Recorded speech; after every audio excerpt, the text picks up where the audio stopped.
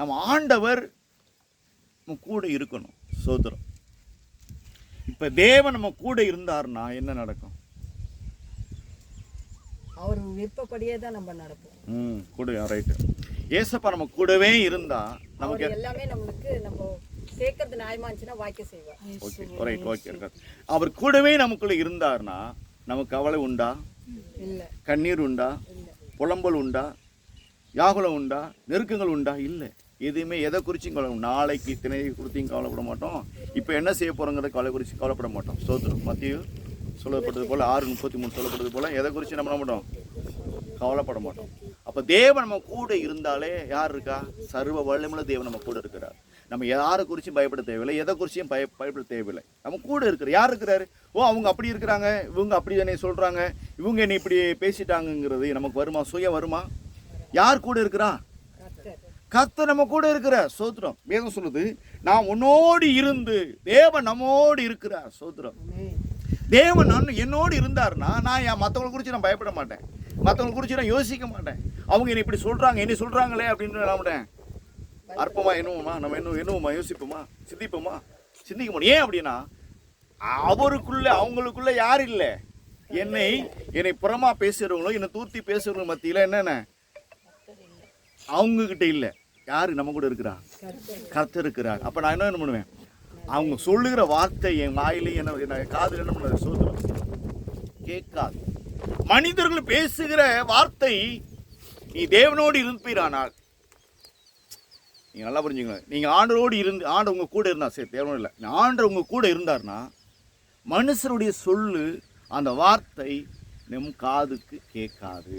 அல்லேலூயா அல்லேலூயா அல்லேலூயா. இந்த மனுஷன் யாக்கோவுங்கிற மனிதன் அவன் எல்லா நிலையிலும் பயந்து தான் போகிறான். அப்பா சொன்னாங்க, ரெபேக்கான்னு சொன்னாங்க, ஈசாக்கும் சொன்னாங்க, சொல்லி போப்பா உன்னுடைய உன்னுடைய அம்மாவுடைய சகோதரன் வீட்டுக்கு ஊருக்கு போயிரு அப்படின்னு சொன்னோடனே தாய் தகப்பனுடைய வார்த்தைக்கு அவன் கீழ்ப்படிந்து அவன் என்ன பண்ணுறான்? போகிறான். ஆனாலும் அது வரைக்கும் போகிற பாதையில் அது வரைக்கும் சுயபலத்தில் போகிறான். இயற்கைக்கூடிய சூழ்நிலை சூரியன் இது மறைந்து இரவாக மாறுது. சோதரம். இந்த இரவாக மாறப்படி இதுக்கு மேலே நம்ம பிரயாணம் பண்ண முடியாது அப்படின்னு சொல்லி என்ன பண்ணுறான்? இருக்கிற தூங்க பார்க்குறான். அப்போ தூங்குற இடத்துல உடம்பு டயர்ட் நடந்து தூங்க முடியும்போது அங்கே தான் ஆண்டவர் என்ன பண்ணுறாரு? அவனோடு பேசுகிறார். அல்லேலூயா. பேசுகிறார். என்ன அப்படி பேசுகிறார் அப்படின்னா அதுதான் 13 வாசித்தோம். 13 அதற்கு மேலாக கர்த்தர் நின்று, நான் உன் தகப்பனாகிய ஆபிரகாமின் தேவனும். ஆமென். போதும் சிஸ்டர், போதும். பாருங்க இந்த இடத்துல உன் தகப்பனாகிய ஆபிரகாமின் தேவன். அவன் எதுக்கு? தாய் தகப்படி சொல்லுக்கு கீழ்ப்படிந்து அவன் பிரயாணம் வரான். ஒரு நாள் பிரயாணம், இரவு வேளையில் அவன் நித்திரை செய்கிறான். அப்போது அந்த இடத்துல மேலே நிற்கிற ஒரு தெய்வம் கனவுல சொப்பனத்தில் பேசுகிறார். சோத்திரம். உன் தகப்பனாகிய ஆபிரகாமின் தேவன். சோத்திரம். இப்போ பாருங்க இந்த சொல்லப்பட்டிருக்கு, அதற்கு மேலாக கர்த்தர் நின்று, நான் உன் தகப்பனாகிய ஆபிரகாமின் தேவன். உன் தகப்பனாகிய ஆபிரகாமின் தேவன். நீ தகப்பன் பேச்ச கீழ்ப்படிஞ்சு வந்த யாருடைய தகப்பன்? அப்பா ஈசாக்கு தான் அப்பா. யாருக்கு? யாக்கோபுக்கு. இப்ப இங்க என்ன சொல்றார் ஆண்டவர்? உன் தகப்பனாகிய ஆபிரகாம் தேவன். உன் தகப்பனுக்கு தகப்பன் ஆபிரகாம் தேவன். சோத்திரம். என்ன சொல்றாரு பாருங்க, உன் தகப்பனாகிய ஆபிரகாமின் தேவனும். சோத்திரம். உன் தகப்பனா இருக்கக்கூடிய ஈசாக்குக்கு தகப்பனா இருக்கக்கூடிய ஆபிரகாம் தேவன் பேர் சொல்றார். சோத்திரம். அப்ப என்ன அர்த்தம்? நல்லா புரிஞ்சுக்கொள்ளுங்க. தேவன் கூட இருந்தார் அப்படிங்கிறதுக்கு அடையாளமாக சொல்கிறேன். இந்த மனுஷன் இது வரைக்கும் இந்த இடத்துல இந்த வசனத்தை இந்த கனவுல தூங்குறதுக்கு முன்னாடி யாக்கோபோடு தேவன் இல்லை. அது வரைக்கும் அம்மா பேச்சை கேட்டுக்கிட்டு இருந்தவர். இப்போ அம்மா பேச்சை கேட்டு மறுபடியும் என்ன பண்ணுறாரு? சோத்திரம். தன்னுடைய மாமனார் வீட்டுக்கு போயிட்டு இருக்கார். சோத்திரம். எதுக்கு போகிறார் அப்படின்னா தன்னுடைய சொந்த சகோதரனை பயம் உயிரை காப்பாற்றி கொள்வதற்காக, தன் ஜீவியத்தை காப்பாற்றி கொள்வதற்காக எங்கே போகிறார்? சோத்திரம். தன்னுடைய மாமனார் இடத்துக்கு போகிறார். சோத்திரம். ஆமாம், லாபகான் வீட்டுக்கு போகிறார். சோத்திரம். அந்த போகிற வழியில் முதல் நாளில் தேவன் அவரோடு கனவோடு பேசுகிறார். ஸ்தோத்திரம். எப்படி பேசுகிறாரு? அந்த ஈசாக்கு யாருக்கு? அந்த ஆபிரகாமுடைய தேவனுக்கு உண்மையாக இருந்தார். ஸ்தோத்திரம். நல்லா புரிஞ்சுக்கொள்ளுங்க. அந்த ஈசாக்கு யாருடைய ஈசாக்கு? யாக்கோபுடைய தகப்பனாக இருக்கக்கூடிய ஈசாக்கு அந்த உண்மையாக இருந்தார். ஸ்தோத்திரம். அதே தேவன் தான் இங்கே வந்து யாக்கோபுடைய பேசுகிறார், நான் உன் கூடவே இருப்பேன். அல்லேலூயா. இப்போ கூடவே இருந்தனால யாக்கோபு என்ன பண்ணார்? ஸ்தோத்திரம். இதுக்காக பயந்தானா? நீங்கள் நல்லா பாருங்க, அவனுடைய ஜீவியத்தில் எதை குறிச்சும் பயப்படவே இல்லை. ஸ்தோத்திரம். ஒரு காரியத்துக்கு பயந்தான், அவனுடைய சகோதரன் மட்டும் பயந்தான். நான் ஏன் இப்போ கூட இருந்தாருங்கிற சொல்கிறேன் அப்படின்னா, ரிட்டர்ன் வரும்போது நடக்குது. ரிட்டர்ன் வரும்போது ரிட்டர்ன் வரோம் வருஷம் மாமனார் இடத்துல 2 மனைவியோடு திரும்பி ரிட்டர்ன் வரும்போது என்ன நடக்குது? ஆற்றாங்கரை யாக்போக்குங்கிற ஆற்றாங்கரைக்கு வரும்போது ஐயோ எதிர தன்னுடைய சகோதரர் என்ன பண்ணுறான்? வராங்கிற எண்ணி பயந்து நிற்கிறான். ஆனால் ஆண்டவர் கூட இருக்கிறாரு. இருந்தாலும் போய் தன்னுடைய மனைவிமார்களை நாணமாய் தன்னுடைய சுய நாணத்தில் சுய அறிவில் அப்பா சொல்லி கொடுத்த ஆலோசனைப்படி தன் வழிகள் என்ன பண்ண சோத்திரம் பிரித்து விட்டுட்டு தன்னுடைய மந்தைகளை பிரித்து விட்டுட்டு தன்னுடைய எதிராக கொலை செய்யப்பட வரக்கூடிய அந்த சகோதரனுக்கு வேண்டிய பங்கையும் அனுப்பி வச்சுட்டு இவன் என்ன பண்ணுறான் தெரியுமா? நீங்கள் என் கூட தான் இருக்கீங்க, நான் எல்லாவித ஆசீர்வாதத்தோடு இருக்கிறேன், ஆனாலும் என்னை ஆசீர்வதிக்கணும் அப்படின்னு ஜெபம் பண்ணுறாரு. அப்போது ஆண்டவர் என்ன பண்ணுறாரு? கூடவே இருக்கிறார். அப்போ அதே ஆண்டவர் கூட இருந்தனாலும் இருந்து காப்பாற்ற முடியும்ல? காப்பாற்ற முடியுமா? காப்பாற்ற முடியாதா? காப்பாற்ற. அப்போ ஏன் அந்த யாக்கோபு அப்படி கேட்குறான்? என்னை ஆசீர்வதிங்க, நீங்கள் ஆசீர்வதித்தா ஒழிய நான் என்ன பண்ணுவேன்? போக மாட்டேன். அப்போ ஆண்டவர் என்ன பண்ணுறாரு? நீங்கள் எல்லா விதமான ஆசீர்வாதங்கள் இருந்தாலும் தேவன் நமக்கு என்ன பண்ணணும்? ஜீவனுடைய ஆசீர்வாதம் நமக்கு வேணும். சோத்ரம். அப்போ இந்த ஆசீர்வாதத்துக்கு என்னன்னா, நம்ம செய்கிற எல்லா விதமான மீறுதலான அக்கிரமங்கள் என்ன பண்ணுமா? பாவம் செஞ்சால் என்ன, தப்பு பண்ணால் என்ன வரும்? தண்டனை உண்டுல. அப்போ அந்த தண்டனைக்கு பதிலாக தண்டனை எப்படி? கண்டிப்பாக ஆண்டவர் எப்படிப்பட்ட ஆண்டு? நம்முடைய ஆண்டவர் கூட இருந்தால் கூட ஆண்டவர் தப்பு அப்படி பார்த்துட்டு இருப்பாரா? யார் இப்போ கரெக்டாக சொல்லி நீதி தேவன் யாராக இருந்தாலும் என்ன பண்ணுவார்? நீதி செய்வார். கூட தான் இருக்கிறாரு. ஆனால் இவன் தப்பு பண்ணிட்டான். அப்போது ஆண்டவர் இல்லை, ஆனால் இடையில ஆண்டவர் வந்துட்டார். வந்த பிறகு கூட இப்போ என்ன பண்ணு? இப்போ அவன் என்ன பண்ணுறான்? அவனும் நீதியாக அவனும் முறையிடுவான். அவன் யாரு? அவன் ஆபிரகாமுடைய சன்னதி தான். அவனும் ஈசாக்குடைய பையன் தான். ஆனால் ஆண்டவர் நீதி செய்கிறவராக இருக்கிறார் அல்லவா? அப்போ நீதி மித்தமாக இந்த தப்பு என்பதை இந்த யாக்கோபுங்கிறவன் ஐயோ எப்படி இருந்தால் அவனுக்கு நீங்கள் பேசுவீங்க? ஏன்னா அவனும் எங்கள் அப்பாவுடைய பிள்ளை தான். ஒரு பக்கம் என்ன பண்ணுவீங்க? அவன் நியாயம் செய்வீங்க. அவன் சொல்கிறான் நான் செஞ்ச தப்பு. நான் பாயிண்ட் எதோ பண்ணால் யாக்கோபு தான் உணர்றான், நான் அப்பாவை ஏமாத்துனது தப்பு, மாமனாரை ஏமாத்துனது தப்பு, தன்னுடைய கூட பிறந்த சகோதரனிடத்தில் வெறும் பசிக்கா வந்தவன்கிட்ட போய் அந்த சேஷ்ட புத்திரனை பாக்கியத்தை நான் சூழ்நிலைக்காக என் சாதகத்துக்காக சுயநலவாதியாக இருந்து அந்த சேஷ்ட புத்திரத்தை நான் என்ன பண்ணேன்? ஏமாற்றி வாங்கிட்டேன். எதுக்கு? அவன் பசிக்கணும் வந்தவனுக்கு நான் ஆதாரம் கொடுக்காம அந்த ஆதாரத்துக்கு பதிலாக அவன் சேஷ்ட புத்திரத்தை நான் வாங்கிக்கிட்டேன். இவன் செய்தது தப்பு என்பதை யாக்கோபு உணர்ந்தான். ஸ்தோத்திரம். உணர்ந்தது மித்தமாக தான் இந்த தப்பு இருக்குது, இந்த தப்பு கண்டிப்பாக நான் செத்து போயிடுவேன், அவன் என்னை கொன்றுவான், அவங்ககிட்ட நான் ஜெயிக்க முடியாது, ஏன்னா அவன் பக்கம் நீதி இருக்குது, நான் குற்றவாளி, ஆனால் நீங்கள் என்னை ஆசீர்வதிக்கணும்னு சொல்லி யாக்கோபு அந்த தேவனிடத்தில் மன்றாடி இரவலாக செபிக்கிறான். அல்லேலூயா. அப்படி இருக்கப்படிட்டு போதான் அந்த யாக்கோபை கர்த்தர் ஆசீர்வதிக்கிறார். இப்போ கூட இருந்தாலும் நம்ம கூட தான் நான் சொல்கிறேன். இப்போ நம்ம கூட தான், அப்போ யாக்கோபோடு கூட இருந்தார்லவா? அப்போ ஆசீர்வாதம் ஒரு காரியம் வேணுமா? அவர் ஆசீர்வாதத்துக்கு தடையா இருந்தது. நான் சொல்ல போறேங்க, கூட தானே இருந்தார் ஆண்டவர். கூட இருக்கபடி தடை இருந்துச்சா? தடை இல்லையா? என்ன தடை இருந்துச்சு? அதான் தவறு.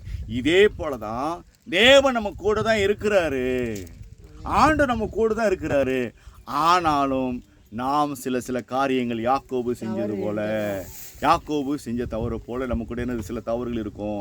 அந்த தவறுகளை நம்ம ஆண்டவரிடத்துல அந்த யாக்கோபு உணர்ந்து ஆண்டவருக்கு முன்னாடி நின்று முழங்கால் நின்று ஆற்றாங்கரை ஓரமாக நின்று போராடி சிபித்து ஆண்டவரே என்னை மன்னிங்கன்னு சொல்லி என் அக்கிரமங்களை மன்னிங்க, என் மீதுல மன்னிங்க, நான் செய்த எல்லாவித தப்பு பிழைகளை எல்லாம் மன்னிங்கன்னு சொல்லி அவன் ஆண்டவரிடத்துல தன் காரியங்களெல்லாம் ஒப்புரவாகி மன்னிப்பு கேட்டான். பார்த்தீங்களா? சோதரம். அதே போல நம்முடைய ஜீவியத்தில் என்ன பண்ணும்? சோதரம். அப்படி மன்னிப்பு கேட்டது தான் அவன் யாக்கோபு என்ன பண்ணான்? ஆசீர்வதிக்கப்பட்டான். சோதரம். கூட தானே இருந்தாரு. இப்போ கூட இருக்கும்போது ஏன் அந்த ஆசீர்வாதத்தை பெற்றுக்கணும், கேட்கணும்? சொல்லுங்க. புரியுதா? சொல்ற பாயிண்ட் புரியுதா?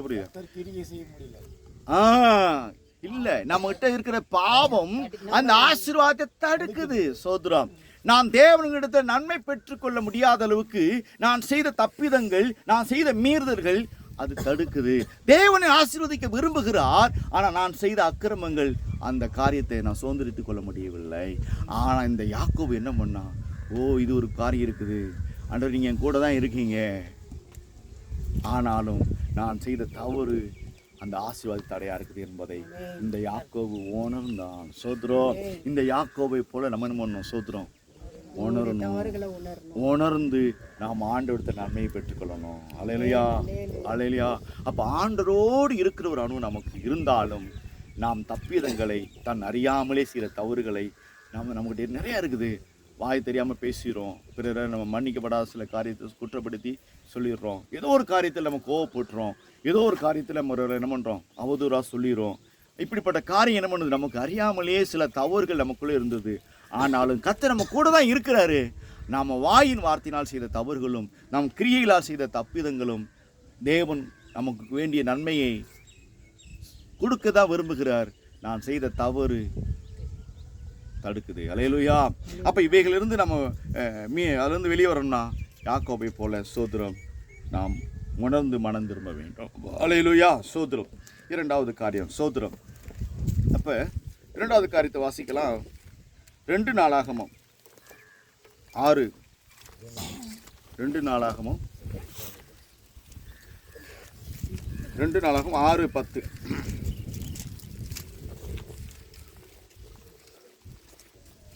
இப்போதும் கர்த்தர் சொல்லிய தமது வார்த்தையை நிறைவேற்றினார். கர்த்தர் சொன்னபடியே நான் என் தகப்பனாகிய தாவீதின் ஸ்தானத்தில் எழும்பி இஸ்ரவேலுடைய சிங்காசனத்தின் மேல் உட்கார்ந்து இஸ்ரவேலின் தேவனாகிய கர்த்தரின் நாமத்திற்கு ஆலயத்தை கட்டி. பாருங்க, இப்பொழுதும் கர்த்தர் சொல்லிய தமது வார்த்தையை நிறைவேற்றினார். எங்க நம்ம 1000 சொல்லுவோம், அரசியல்வாதிகள் போல நம்ம சொல்லலாம். அதை அப்படியே என்ன பண்ணுவோம்? கண்ணு தொடப்பா, அதை நான் தான் சொன்னேன்னா சொல்லிட்டு போயிடலாம். இதை நான் சொன்னேன்னா சொன்னது மறந்து போச்சு அப்படின்னு போயிடலாம். ஆமாம், அப்படி இருக்குல்ல. அப்போ அதே போல் ஆனால் ஆண்டவர் நமக்கு சொன்னதை செய்யும் அளவும் அவர் என்ன பண்ண நம்மளை கைவிட மாட்டார். சோத்திரம். நமக்கு ஆண்டவர் ஒரு காரியத்தை சொன்னார்னா அவர் நிறைவேற்றுவார். அல்லேலூயா. ஏன்னா அது சொல்லப்பட்டது. இப்போது கர்த்தர் சொல்லிய தமது வார்த்தையை நிறைவேற்றினார். என்ன நிறைவேற்றினாருங்க? இதுல 4ஆம் வசனம் வாசிங்க. அவன் சொன்னது 4ஆம் வசனம். அவன் சொன்னது இஸ்ரவேலின் தேவனாகிய கர்த்தருக்கு ஸ்தோத்திரம். அவர் என் தகப்பனாகிய தாவீதுக்கு தம்முடைய வாக்கினால் சொன்னதை தம்முடைய கரத்தினால் நிறைவேற்றினார். ஆமென். பாத்தீங்களா? ஆண்டவர் அநேக காரியங்கள் தாவீதோடு சொன்னார். தாவீதோடு பேசினார். தாவீதும் அவன் இருதயத்தில் நிறையா வாஞ்சிட்டான். ஆண்டவரே, நான் உங்களுக்கு கர்த்தரை எப்பொழுதும் எனக்கு முன்னாடி வச்சிருக்கேன்ப்பா. நீங்கள் நான் எனக்கு இருதயத்தில் நான் இருக்கீங்க, நான் எனக்கு முன்னாடி நிப்பாடி வச்சிருக்கிறேன், உங்களை கர்த்தரை எனக்கு முன்பாக வைத்திருக்கேங்கிறால. அது நீங்கள் சும்மா இருக்கீங்க, எம்டியாக இருக்கக்கூடாது. பெரிய மகாபரிய கட்டிடத்துக்குள்ளே உங்களை வைக்கணும். கட்டிடத்தை கட்டி அதில் நீங்கள் உட்கார வைக்கணும், அதில் நிற்க வைக்கணும். நீங்கள் அதில் ராஜரிகம் பண்ணணும். நீங்கள் என்னை ராஜாவாக அமர பண்ணீங்க. நீங்கள் இந்த பூமியில் ஒரு ஆலயத்தை கட்டி அதில் நீங்கள் வாசம் பண்ணணும்னு சொல்லி தாவீது என்ன பண்ணான்? இருதயத்தில் வாஞ்சித்தான், வாஞ்சி அவனுக்குள்ள ரொம்ப தாகம். ஆனால் ஆண்டவர் என்ன பண்ணார் அப்படின்னா, அந்த தாவீதை அழைச்சி, எப்பா எனக்கு வேணாம்ப்பா, நீ எனக்கு கிட்ட வேணாம், ஆனாலும் நீ வாஞ்சிக்கிற. அவர் சொன்னார், எப்படி சொல்ல தெரியுமா, வானம் எனக்கு சிங்காசனம், பூமி தன் பாதப்படி, நீ எப்படிப்பா நீ எனக்கு ஆலயம் கட்ட முடியும் அப்படின்னு சொல்கிறார். ஆனாலும் நான் நீ வாஞ்சிக்கிறதுனால என்ன பண்ணு, மகனை கொண்டு வர நீ எனக்கு ஒரு கெட்டு அப்படிங்கிறாரு. ஆனால் நீ எனக்கு கட்டக்கூடிய பாத்திரம் இல்லை அப்படிங்கிறார்ல. இவன் கேட்குறான், ஏன் ஆண்டவர் அதை தப்பு பண்ணுனே, அந்த இடத்துல தப்பு பண்ணுனே, அதனால நீ நிராகரிக்கிறீங்களா அப்படின்னு. இல்லை, நீ சொல்கிற பற்றியா, அதுக்காகவே அவளுடைய பிள்ளையை வச்சே கட்ட வைக்கிறேங்கிறார். யார் அது? பச்சைபால் யாருடைய மனைவி? ஏற்கனவே முன்னாடி மனைவி யார்? அவங்க உரியாவுடைய மனைவி. அந்த தப்புனால தான் கட்டக்கூடாதுன்னு சொன்னார் ஆண்டவரே. நீ அதனால தான் நீ நிராகரிக்கிறான்னு சொல்லி தாவீது கேட்குறான். நீ இப்படி வரை என்றையா அப்படின்னு சொல்லி என்ன பண்ணுறான், அவளுடைய பிள்ளையை வச்சு நான் கட்ட வைக்கிறேன். ஏய், ஆண்டவர் பாருங்க எவ்வளோ காரியம் தெரியுமா. நீங்கள் நல்லா என்னமோ யோசிச்சு பாருங்களேன். தேவன் ஒருத்தர் மேலே பிரியமாக இருக்கிறார், சோத்திரம், வாஞ்சியாக இருக்கிறார், நன்மை செய்கிறவராக இருக்கிறார். உடனே அந்த தாவீது நினைக்கிறான், அண்டே நான் தப்பு பண்ணிட்டேனே, அதனால எனக்கு என்னை கட்ட வேணாம்னு சொல்கிறீங்களா? அது சொல்கிறாரு, அதையும் சொல்கிறாரு, நீ பண்ணிட்டப்பா. அது உடனே அந்த அவனுக்கு உடனே அந்த தாவீதுக்கு இறங்கி அவனுக்கு எத்தனையோ மனைவிகள் இருக்குது, சோத்திரம், எத்தனை பிள்ளைகள் இருக்கிறாங்க, அந்த பிள்ளைகளுக்கு அந்த பாக்கியத்தை கொடுக்கல, சாலமோனுக்கு கொடுத்தார். சோத்திரம், நீங்கள் நல்லா யோசிக்கணும். வேதத்தை நம்முடைய தேவன் எல்லாமே உடைய நாம மகிமைக்காக சொல்கிறேன். எந்த அளவுக்கு ஆண்டவரை நம்ம எந்த அளவுக்கு நேசிக்கிறோமோ அந்த அளவுக்கு நம்ம மேலே பிரியமா இருப்பார். சோத்திரம், அல்லேலூயா. எந்த அளவுக்கு அவர் மேலே வாஞ்சியா இருக்கிறோமோ, எந்த அளவுக்கு அவர் மேலே தாகமா இருக்கிறோமோ அந்த அளவுக்கு கர்த்தர் நம்ம மேலே சோத்திரம் வாஞ்சியா இருக்கிறார். இந்த தாவீது மேலே அப்படியாப்பட்ட வாஞ்சை. ஆனாலும் இவன் சொல்கிறான், ஆண்டவரே சரி நான் கட்டலை, ஆனாலும் நான் கட்ட முடியாதுன்னு சொல்லிட்டீங்க. அது கட்டுமான பணிக்குரிய காரியத்தில் என்ன பண்ணார், சோத்திரம், இந்த தாவீது என்ன பண்ணுறாரு, சோத்திரம், எல்லாத்தையும் ஏற்பாடு பண்ணி வைக்கிறார். ஆனால் அதே போல் ஆண்டவர், சோத்திரம், விட்டுட்டு வாப்பா, அதே போல் சோத்திரம், இந்த நாளில் ஆண்டவர் என்ன பண்ணார், இதெல்லாம் கர்த்தருடைய கரத்தினால நிறைவேற்றினார். அல்லேலூயா. தேவனுடைய கரமானது அந்த ஆலயமான கட்டுமான பணிக்குரிய காரியத்தில் தேவனே கட்டி முடித்தாராம். சோத்திரம், சொன்னதை செய்யும் அளவு அவர் என்ன மாட்டார், சோத்திரம், கைவிடவே மாட்டார். தாவீதை விட்டு விடவே இல்லை. அவன் தப்பு பண்ணிட்டான், நீ கட்ட முடியாதுங்கிற காரியத்தை அப்படியே அவனை விட்டு விடலை. அவனையும் கத்த தாவீது அது அத்தனை பொருளையும் நீ தான் சேகரிக்கணும். அல்லேலூயா. அத்தனை பொருளையும் சேகரிக்கணும் செய்தார் ஆண்டவர். அப்போ அது என்ன காரணம் அப்படின்னா, அவருடைய நாமம் மகிமைப்படணுங்க. சூத்திரம், அவருடைய நாமம் மகிமைப்படணும். அப்போ அவருடைய நாமம் மகிமைப்படுமையான காரியத்தை அவர் என்ன பண்ணுவார், யாரை கொண்டாவது செய்வார். சோத்திரம். அதனால இந்த அவருடைய கரம் இந்த காரியத்தை செய்து, அவருடைய கரம் தான் என்ன பண்ணுது, சோத்திரம் செய்கிறது. அப்போ அதே போல நம்மளை அவர் என்ன செய்ய சித்தம் வச்சிருக்கிறாரோ நம்மளை தன்னை ஒப்பு கொடுத்துடணும். சோத்திரம். ஒரு ஆலயத்தை கட்டுமான, அவருடைய ஆலயத்தை கட்டுமான பணிக்குரிய காரியத்தில் அவர் அதே சாலமோனை கொண்டு செய்தார். அப்போ அதே போல நம்ம என்ன பண்ணணும், சோத்திரம், ஆண்டவரே நான் உங்களுடைய ஆலயமா இருக்கிறேன். சோத்திரம். நம்ம யாரா இருக்கிறோம்,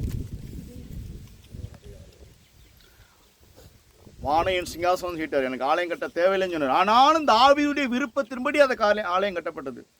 அதனால இனி வரைக்கும் ஓடிக்கிட்டு இருக்கு. பார்த்தீங்களா, இது வரைக்கும் ஓடிக்கிட்டு இருக்கோம். நான் தான் உண்மையான ஆபிரகாமுடைய சந்ததி, நான் தான் இப்ராஹிம் சந்ததி சொல்லி இது வரைக்கும் ஓடிக்கிட்டு இருக்கு. சோத்திரம். நாங்கள் தான் உண்மையான யாக்கோபுடைய சந்ததின்னு சொல்லி ஒரு பக்கம், இல்லை நாங்கள் தான் இப்ராஹிம்ங்கிறாங்க, இல்லை நான் தான் ஆபிரகாம் இவங்க சொல்கிறாங்க, இல்லை நாங்கள் தான் இப்ராஹிம்ங்கிறாங்க. இது வரைக்கும் ஓடிக்கிட்டு இருக்கா இல்லையா? இது வரைக்கும் ஓடிக்கிட்டு இருக்கு. சோத்திரம்.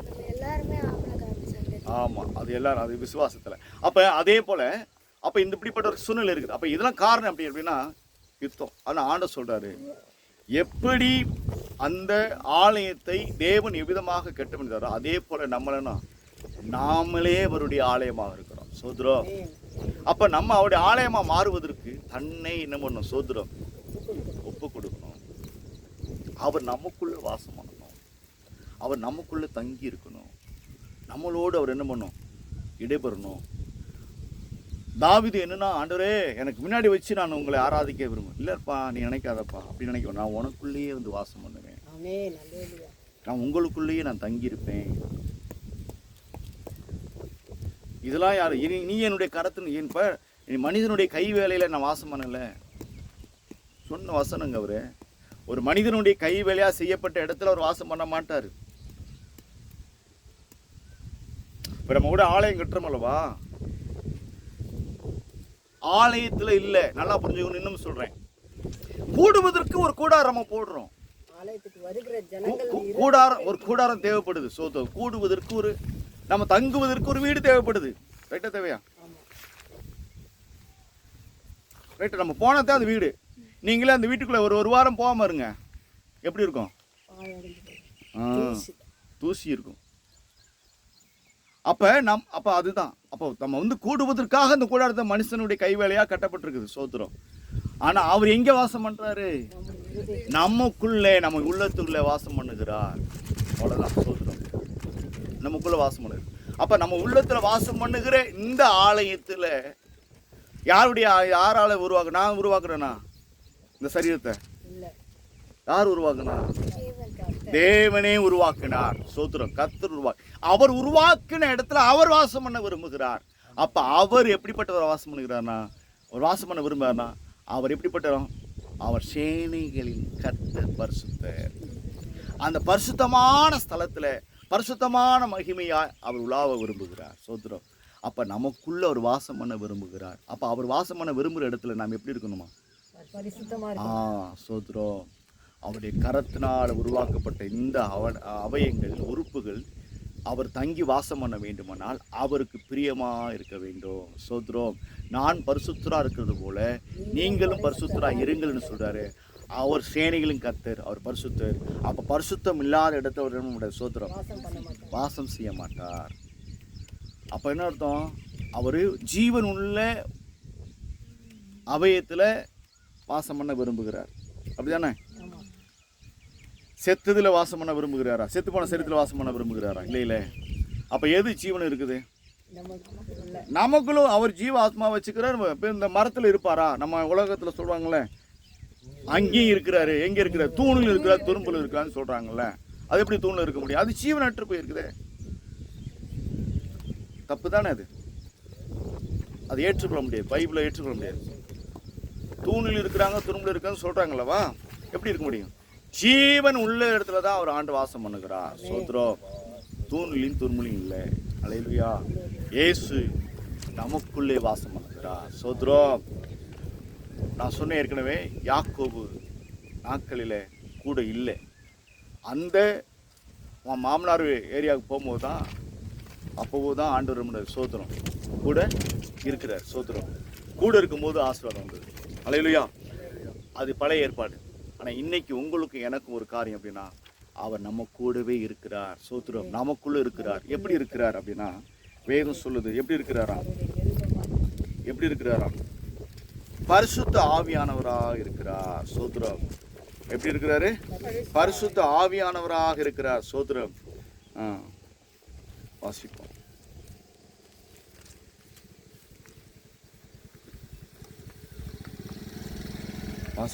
யோவான் 8வது அதிகாரம்.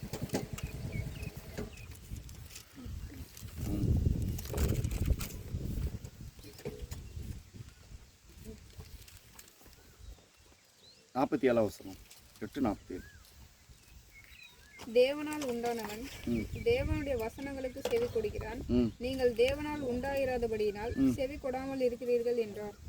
பாருங்க, தேவனால் உண்டானவன் தேவனுடைய வசனங்களுக்கு செவி கொடுக்கிறான். சோத்திரம். 47.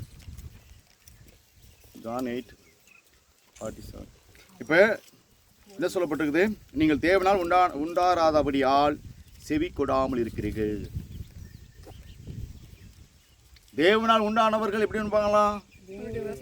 வசனத்தை செவி கொடுப்போம். இப்போ நமக்கு செவி இருக்கா இல்லையா? இருக்கு. செவி இல்லாத யார் இருக்கா? காது உள்ளம் கேட்கக்கூடாது. செவி யாருக்கு எது இல்லை? செவிட்டு விரியல் பாம்புக்கு செவி இல்லை. அப்போ அதெல்லாம் வணங்குறாங்களே. அவங்களும் செவிட்டு இருக்காங்க. இப்போ புரியுதா அதுக்கு அர்த்தம்?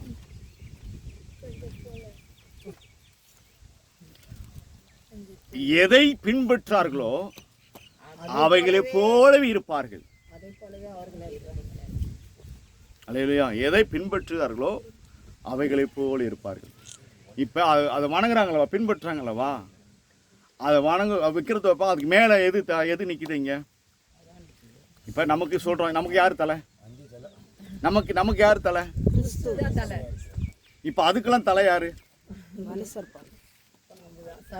எல்லாத்துக்கும் மேலே நிற்கும், தலைக்கு மேலே நிற்கும். நீ எல்லாத்துக்கும் முன்னாடி பாருங்க, முன்னாடி இருக்கும். அதுக்கு எல்லாத்துக்கும் உயர்ந்ததாக வச்சுருப்பாங்க. அது சின்ன ஒரு உருவமாக இருந்தாலும் அதுக்கு மேலே நிற்கும், இல்லாட்டா அது மேலே படுத்து கிடக்கும். இப்படி தானே பார்க்குறோம். அப்போ என்னது? அதுக்கு என்ன இல்லை? காது இல்லை. இதால என்ன சொல்லுது? வேதவசனம் சொல்லுது அப்படி கீழே வாசிங்க. அப்படி வந்து அதே 47 கீழே வாசிங்க. நீங்கள் நீங்கள் நீங்கள் நீங்கள் நீங்கள் நீங்கள் தேவனால் உண்டாயிராதபடியினால் செவி கொடாமல் இருக்கிறீர்கள் என்றார். இவங்க என்ன பண்ண மாட்டாங்க? செவியே இருக்கு, அப்படி எப்படி செவி கொடுக்க முடியும்? செவியிலேயே செவி கொடுக்க முடியாதுல்ல. அவங்க காதே இல்லையப்பா, அப்புறம் எப்படி காது கேட்க முடியும்? அவங்க தேவனால் உண்டாக்கப்படலை. அவ்வளோதான். அறியாமல் இருக்கிறாங்கம்மா. தேவனால் எல்லாரும் உண்டாக்கப்பட்டவங்க தான். சோத்ரம். ஜனங்கள் வந்து அறியாமல் இருக்காங்க. சோத்ரம். அப்போ அதே போல் நம்ம ஆண்டுடைய இடத்துல நம்ம யாருக்கு செவி கொடுக்குறோமோ அவர்களுக்குள்ளே வந்து தேவன் வாசம் பண்ணுவார். சோத்ரம். திருவசனம் நமக்குள்ளே இருந்துச்சுன்னா அவர் எப்படி வாசம் பண்ணுவார்? பரிசுத்த ஆவியானவரால் நமக்கு வந்து இப்போ பாருங்கள், இப்போ வசனம் நமக்குள்ளே இருந்தால் தான், நம்ம இதயத்தில் இருந்தால் தானே. இப்போ எப்படி ஆண்டு நமக்குள்ளே இருக்கிறாருன்னா எப்படி இருப்பார் சொல்லுங்கள்? எதையுமே கேட்காம பார்க்காம இருந்தால் எப்படி நம்ம எதை விசுவாசிப்போமா, நம்புவோமா ஆண்டவரை? கண்கள் திறக்கப்படும். யாருக்கு கண்கள் திறக்கப்படலை? யாருக்கு கண்கள் காணாமல் போச்சு?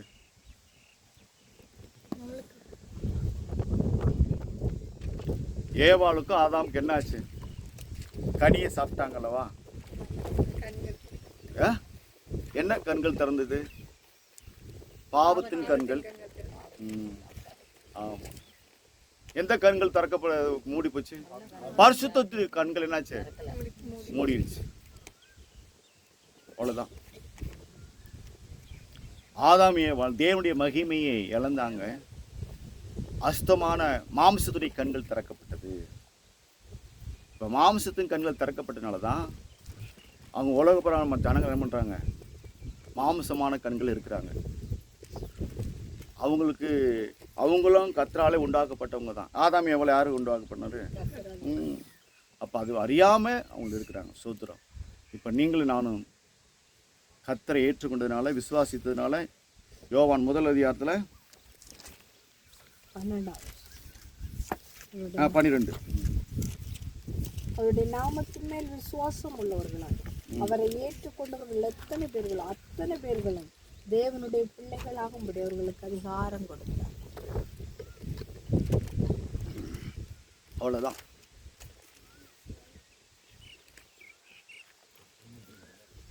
யாரெல்லாம் அவருடைய நாமத்தை விசுவாசிக்கிறாங்களோ அவர்களாலே இயேசுவை ஏற்றுக்கொண்டு இருக்கிறோம். சோத்திரம். அல்லேலூயா. கர்த்தர் நல்லவர். நாளை கூட ஒரு சில கண்களை மூடி செபிக்கலாம். ஜெபம் பண்ணுவோம்.